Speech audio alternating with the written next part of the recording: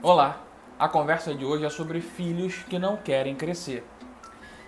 É complicado a gente falar sobre isso porque a gente tem uma cultura no Brasil muito acolhedora e muitos pais, se pudessem, teriam seus filhos morando com eles até os 70 anos de idade, mais ou menos.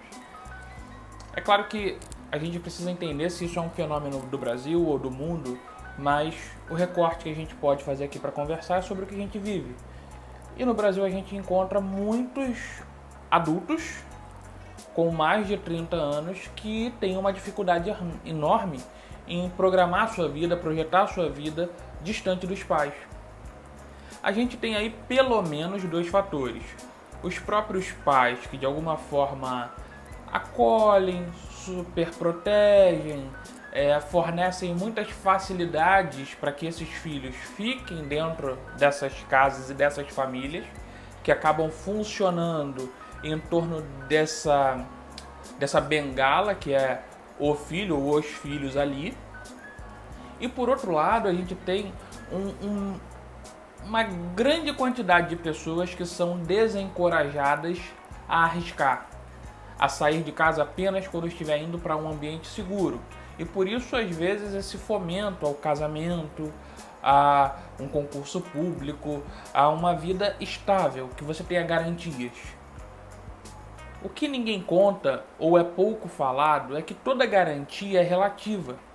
Porque você, como a gente vê hoje no Brasil, pode até fazer um concurso público, mas não receber salário. Você pode ter um casamento, mas ser infeliz e depender até financeiramente da outra parte, o que transforma tudo um pouco num transtorno.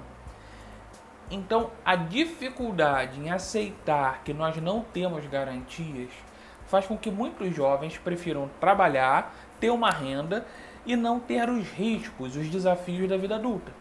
Que é pagar conta, é se responsabilizar pelas datas dos recibos, dos boletos, você se organizar da burocracia da vida, que é assinar contrato, abrir ou fechar firma num cartório e todas as coisas que envolvem a vida adulta. A vida adulta. Então, a gente percebe que há uma dificuldade crescente em jovens de 25 a 35 anos, às vezes até mais, em saírem de casa. E essa conversa aqui, ela tem duas funções. Uma é para que essas famílias tentem ficar atentas para não confundir cuidado, zelo e carinho com superproteção, que na verdade atrofia o desenvolvimento dos seus filhos e faz com que eles sejam adultos completamente dependentes, que o máximo que vão conseguir é trocar um pai ou uma mãe por outros, que aí é óbvio, não serão pais e mães, mas serão pessoas que vão se ver tendo que fazer estas funções. E aos filhos, aos jovens, entendam que a vida é extremamente arriscada desde a hora que você foi fecundado. De lá para cá é risco todo dia.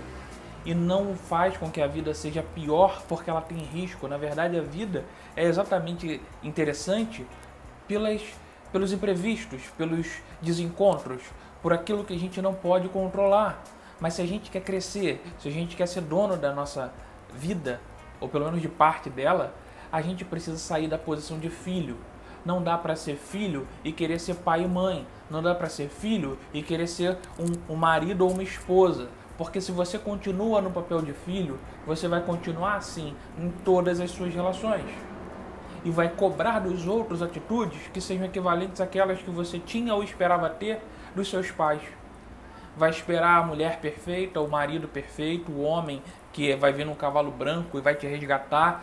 E na verdade ele vai se transformar no seu tutor e não no seu parceiro. Ou vai se transformar na sua empregada e não na sua parceira. Por isso, tomem muito cuidado, famílias e jovens. A gente precisa aprender a correr risco, sim. E parar de querer o perfeito. E aprender a viver com o que se pode ter. A gente precisa pensar mais em como tornar filhos autônomos e independentes. E não basta você financiar o carro dele, o apartamento dele, mobiliar, pagar a faculdade e dizer que ele agora mora sozinho, quando ele depende de tudo que você faz por ele. Isso não é independência. Isso é, na verdade, você ter uma filial da sua casa. Até o próximo vídeo. Tchau!